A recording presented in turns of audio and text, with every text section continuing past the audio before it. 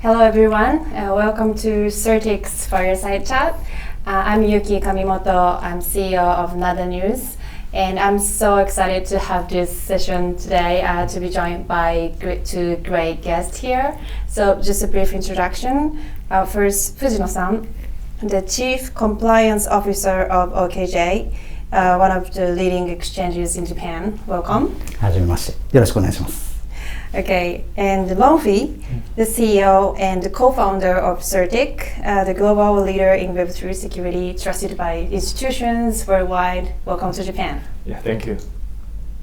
Okay, so we as a media, we have been in this space for actually several years. Our brands Nada News, and every day we feel like this crypto space is moving for sure from speculation to real financial infrastructure. And in this era, I think security and compliance are keys to success for sure. And so I'm so excited to have this conversation today to explore like how OKJ is building for the future, and also the trust is the foundation.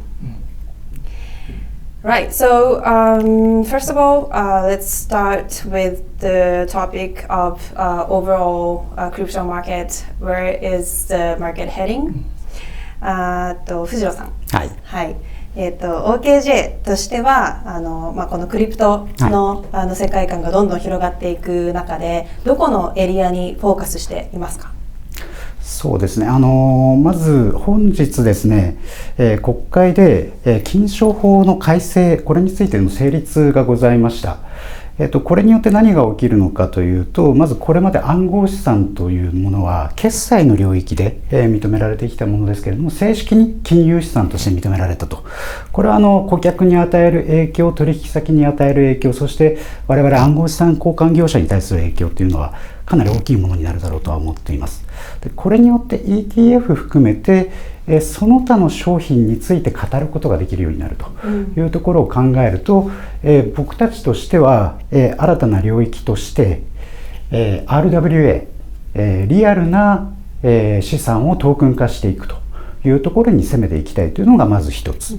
で2つ目としては機関投資家向けのサービスを充実させていくということですね。これは金商法に対応するということで商品サービスが拡充するというところだけではなくて、実際のところこれまで例えばインサイダーの規制に対応していなかった暗号資産のところでは安心して取引できない方々もいたと。でそういう方々を呼び込むことができるし、その結果流動性も増えて個人の取引をされているような方々も安心してこの市場に入ってこれるというところがあるとは思っています。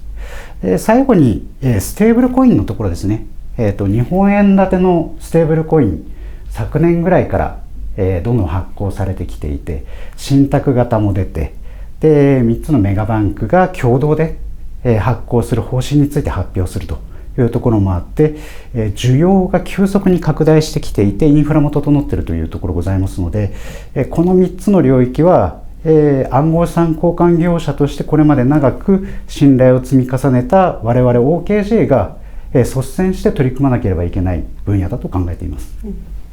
Thank you. So, Ronghui, like Fujino-san said, this market is getting wider and wider and also more institutional. Yeah. Along with this trend, I think the risk management should be changing as well. Yeah, of so, course. Yeah, from a security standpoint, how do you think the industry itself should face and approach these risks? Yeah, well, it's a great question. So I can share one story that actually 2 months ago, I attended a conference hosted by UBS in Hong Kong.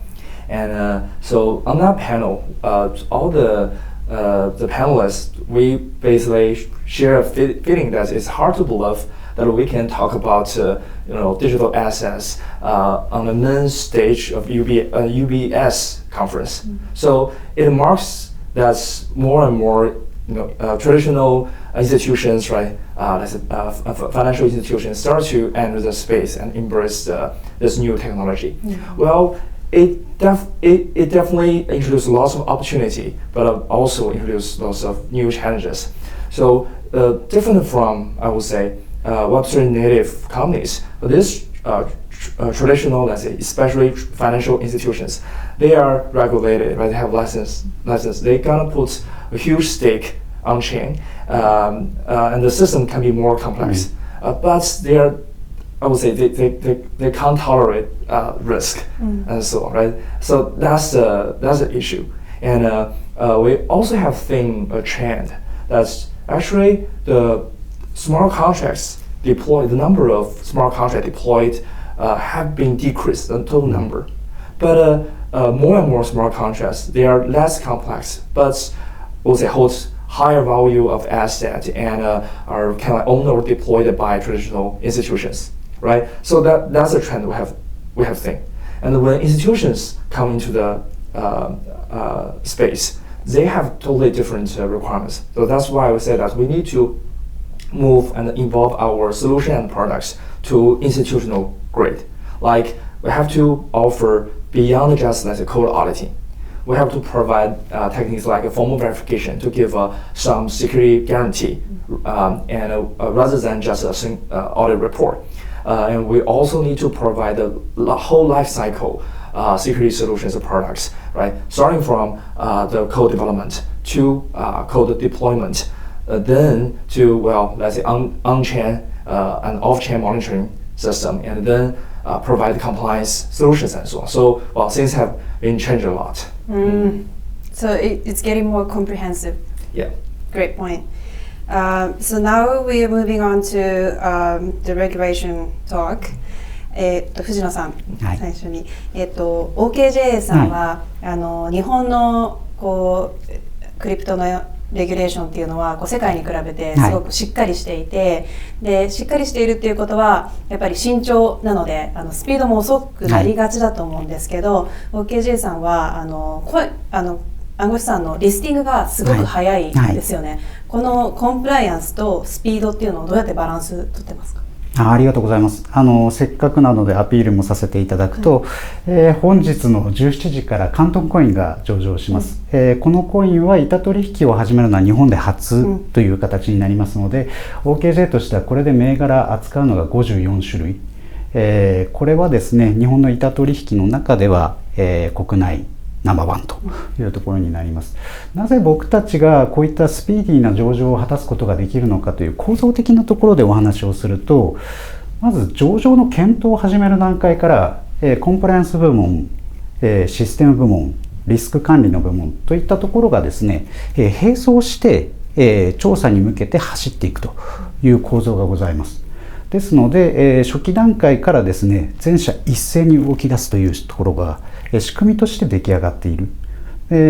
またこれはまさにその土台となる部分ですけれども、会社自体がいわゆる経営層がアジェンダの中心にですね、コンプライアンスというものを据えていて、この土台の上で金融庁ですとか JVCA という審査を行う方々に対してですね、どういう形で信頼感を植え付けていくか、信頼していただくためにどういう体制を取るかということを常に考えて動いているというところはあると思います。で、一つその構造以外の部分でアピールすると、我々の会社のマーケティング部門が実際にプロジェクト側と直接コンタクトを取って情報を仕入れてきているんですね。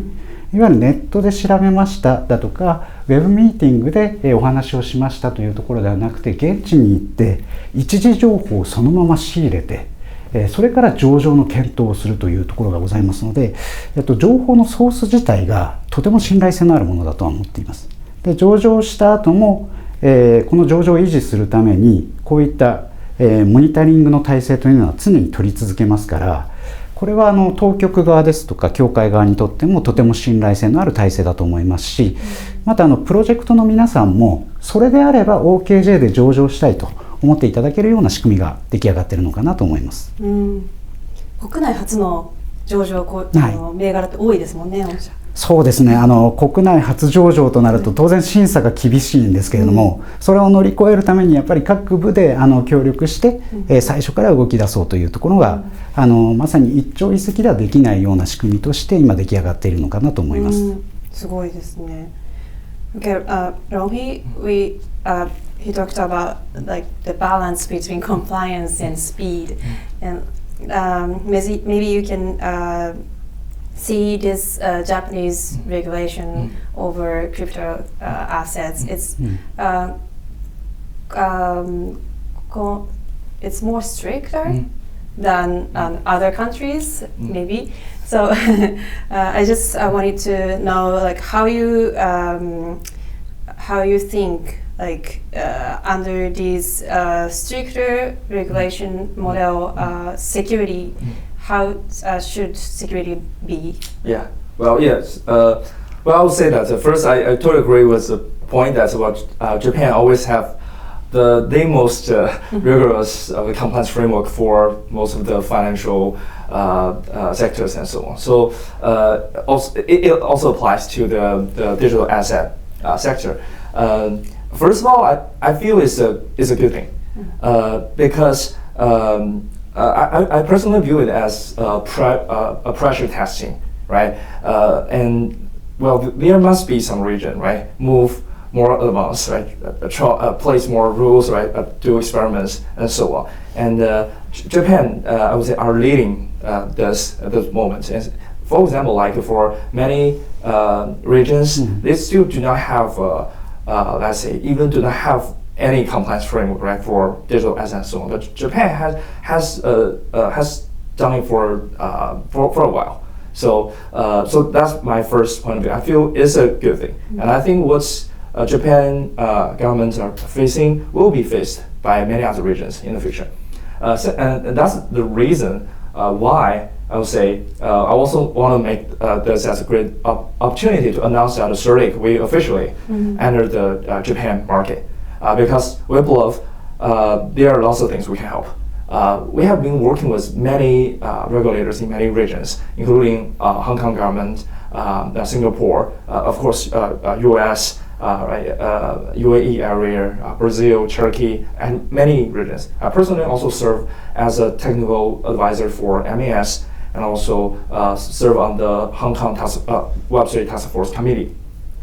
So we believe that we can also utilize our expertise, right, in different compliance frameworks in different regions, right, to help Japan move faster. And in terms of, I would say, cybersecurity and compliance, right, with a more strict compliance framework, actually we have to, I would say, fine-grain our solutions and product to meet the compliance thing. For example, like in some regions, maybe they just require smart contract audits, right? Some penetration testing. But in Japan, so when we talk to regulators here, they have actually more requirements, like operational security, right? How you manage keys, right? How you can like do internal risk control, right? What kind of on-chain AML solution you have been using? So I would say definitely more challenging, and I think we are ready to help with the entire, I would say, life cycle security and compliance. So CertiK is ready for Japan market. Really? Yeah, I think we're ready. Great. Okay, so now we are talking about more security, ML and CFT. So 藤野さん、AML と CFT っていうのはやっぱりセキュリティの中でもすごく重要視されてるわけですけど、これを実行するっていうのは先ほどのコインの上場の話もありましたけれども、組織だったりとかオペレーションがすごくしっかりしないといけないと。ここに関しては OKJ はどうやって取り組んでるんですか？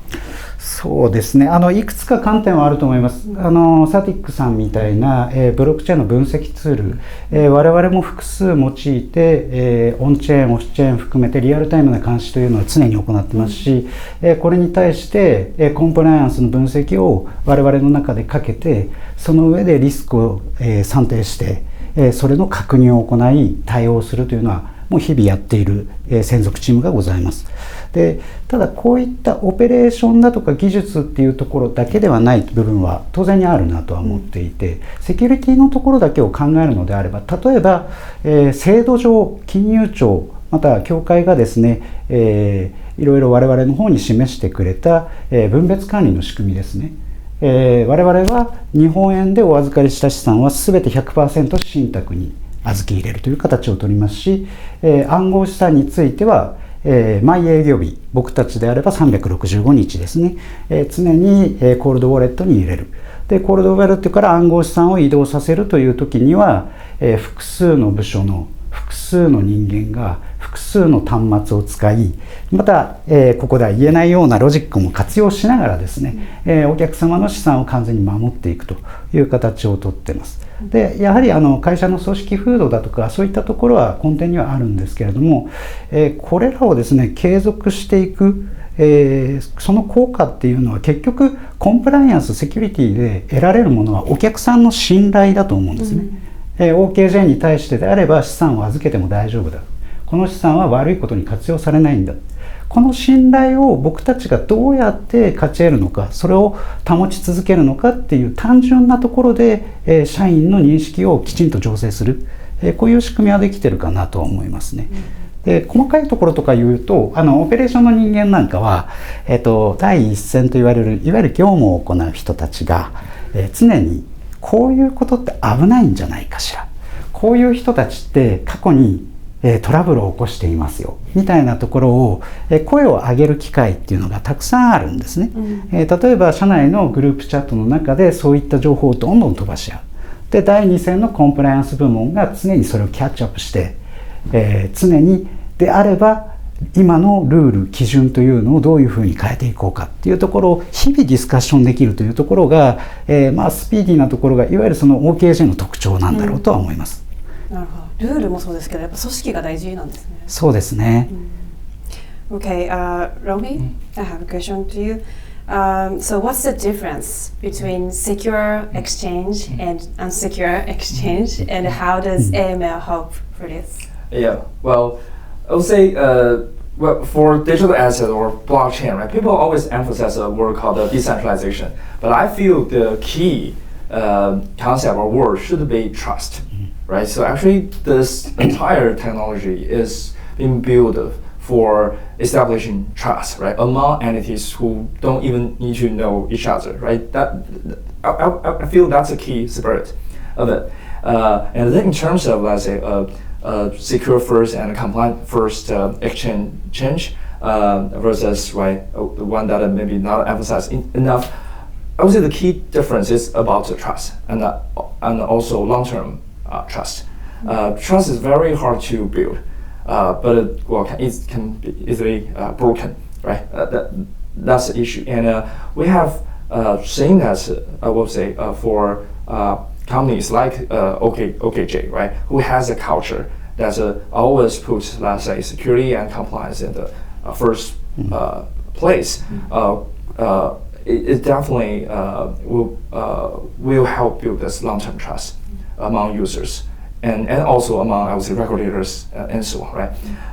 Then for let's say AML, security and so on. So I would say, well, blockchain introduces new challenges. Like it's very hard to do on-chain AML, right? And so lots of transactions and very hard to collect labels, right? And the blockchain itself is what we call semi-anonymous, right? So it introduces technical challenges. So it requires, let's say, exchanges entity to keep investing it, right? And it's not like one-time action. It's a continuous monitor, continuous effort to improve it, and compliance framework change, right? All this we need to kind of catch up. So that's that is why CertiK also we put lots of resources in this and in building on-chain AML solution and product. And also, we recently built a new product called CertiK Surveillance. The reason is that previous solutions, they focus on per transaction AML.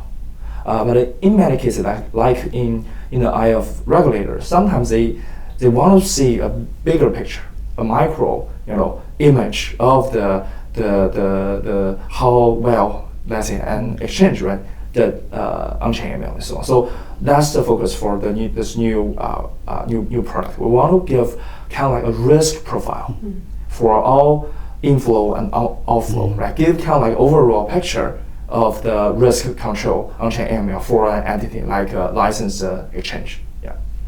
Great point. Okay, so let's talk about institutional adoption now.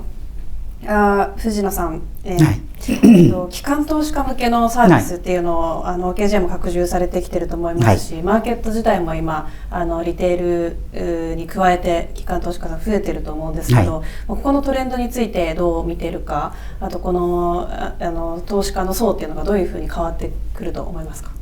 そうですね、前段に申し上げました通りで、機関投資家また大型の法人、これまでレガシーな金融資産を活用していた方々がこの市場に流れてきて、暗号資産取引所のですね、取引ボリュームというのは確実に拡大するというのは間違いないとは思っています。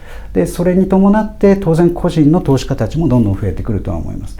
で、ただ僕がというよりは OKJ として今、ただ事業の拡大というところ以外で、着目しなければいけない点として数年前から取り組んでいるのは、金商法の改正がなされると当然いろんなお金が流れてくる。で、その時に事業拡大ともう一つの、なんでしょうね、大事なポイントとしてコンプライアンス、セキュリティですね。この両輪がきちんと回っていって会社が前のステージに行けると思ってますので、このバランス感覚、決して失わないようにやっていこうというところが、今考えているところですね。で、ただ前向きなところで言うと個人的にはですよ、当然今の市場環境を見るとブロックチェーンを活用して、金融インフラが、変わってくるぞと。僕たちの技術を活用した金融インフラというのがとても身近なものになって、きっと 2,3 年後には当たり前のものになってくる。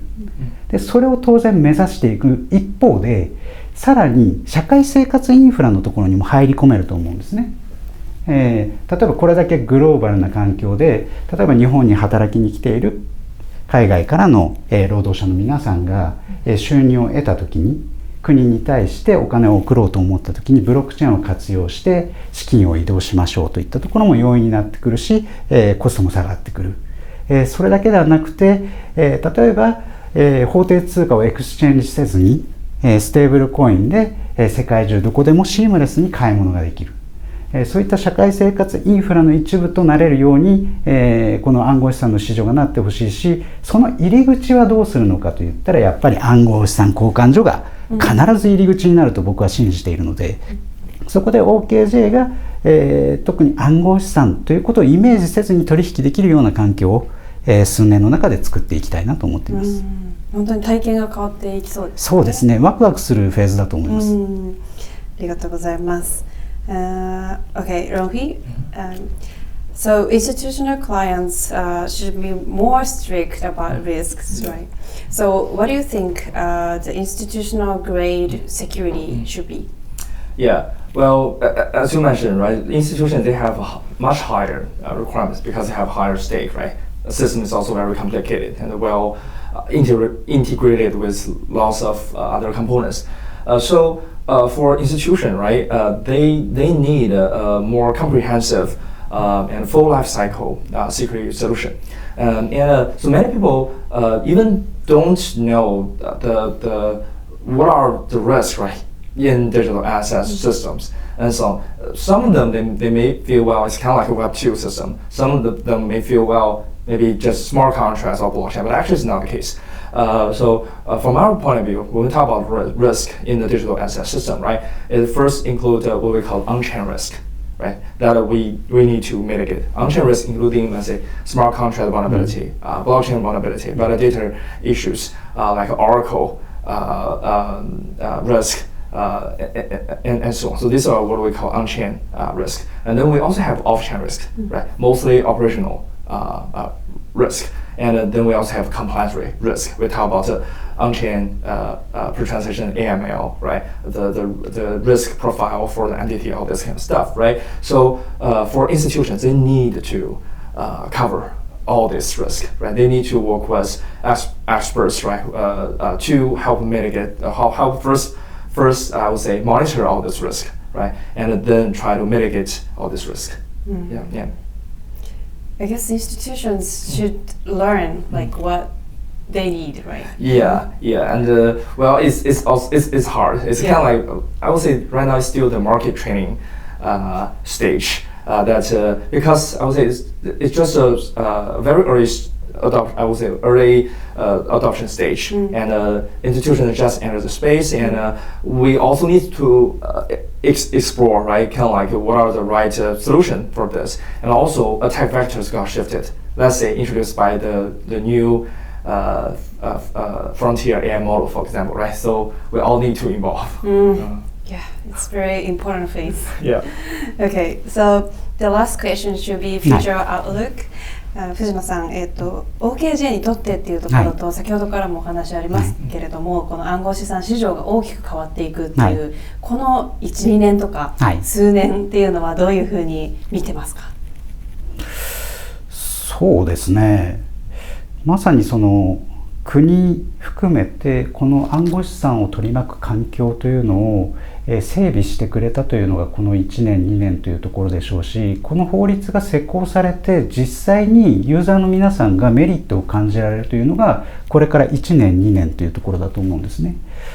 ここに向けて僕たちの既存の事業者というところがどういうふうに向かっていくのかというのがすごく大事なフェーズなんだと思います。当然ですけれども、暗号資産を活用したサービスがどんどん展開できるようになったよという環境になれば、レガシーな金融機関の方々、金融のサービスをされている方々、金融商品を扱っている方々というのがこの市場に向けてきっとどんどん進出してくると思うんですね。そこで僕たちがどういったところで独自性を出せるのか、もしくは僕たちの優れたところを出せるのか、その時に単純に同じ思想、同じ発想の金融商品を出していたのではきっと勝ち目がないと思っていて、例えばそこでただ事業性を出すだけではなくてセキュリティのところだとかコンプライアンスのところでしっかりと安心していただけるだけのブロックチェーンに関する情報を含めた提供ができるのか。でブロックチェーンのことを理解してこれまでいろんなサービスに取り組んできた僕たちだからこそコントラクトを活用した新たな展開だとか、あとは本当にリアルな資産をトークン化するということであれば、海外の取り組みなども僕たちはグローバルな会社ではございますので、グループ企業のところからいろいろな技術ですとか過去に取り組んだ情報ノウハウというところをキャッチアップして世界的に見ても類を見ないような新しい商品、ワクワクするような商品でメリットを感じていただけるような環境というのを、提供できればいいなと思ってます。グローバルっていうところもなんか大事そうですよね。そうですね、僕たちは本当に強みの源泉のところは当然そういったところも一つはあるとは思っています。グループ企業のところで新しいトークン、新しいブロックチェーンに触れてそれをどうやって商品として世の中の皆さんに届けるかっていうところを常に最前線でやってきた仲間たちがいるので、そういったノウハウだとか技術っていうのは活用していきたいし、で日本の市場の中で僕たちがきちんと誠心誠意、心を込めてですねやってきたコンプライアンスだとかユーザー保護の観点、セキュリティのところ、ここを掛け合わせたらきっと日本初で世界に向けてこういう基準でやっていくとブロックチェーンのビジネスって楽しいよねっていうところを出せるんじゃないかなと思います。いや楽しみですね。はい、Ronghui. So last question for you. So what will define the winners in the next wave of crypto adoption? Yeah, well, I think it's a pretty big question. I may kind of like try to narrow it just in the cybersecurity sector, right? Like, how can we define, let's say, maybe not the winner, but the best security platform? So first one, I feel like I will I will talk about in two steps. First step is about capability building. So what kind of capability are required, right, for building a good cybersecurity platforms of digital assets. I feel there are 4 key capabilities. First is cybersecurity capability, of course. Second, I will use formal verification. So cybersecurity techniques kind of try to help you find the bugs. So basically help prove that your system is buggy, has some bugs. But with just cybersecurity techniques, we can't help you prove that your platform is bug-free, right? I think for institutions, when they put lots of money, right, in one protocol, in one chain, they definitely want that guarantee, right? In order to achieve that guarantee, the only knowing way is through formal verification. You try to mathematically prove that, well, your system satisfies some properties under all conditions, right? That's formal verification. Third capability is what I just mentioned about the risk profiling capability, including on-chain ML, including labeling, tracing for on-chain transaction and so on. I think that's also necessary.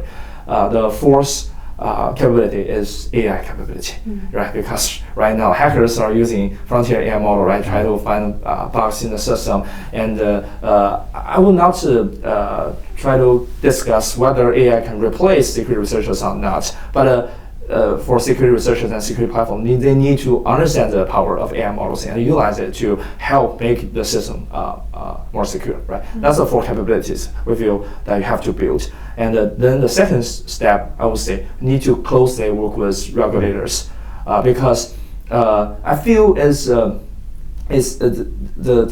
say the infrastructure providers and regulators are intertwined, in the sense that we want to use our technical expertise, right, to influence the regulators. And on the other hand, we want to understand the concerns, right, from regulators and involve the product and solution. So that's I feel, well, in order to build a good security platform, that's the things we need to establish.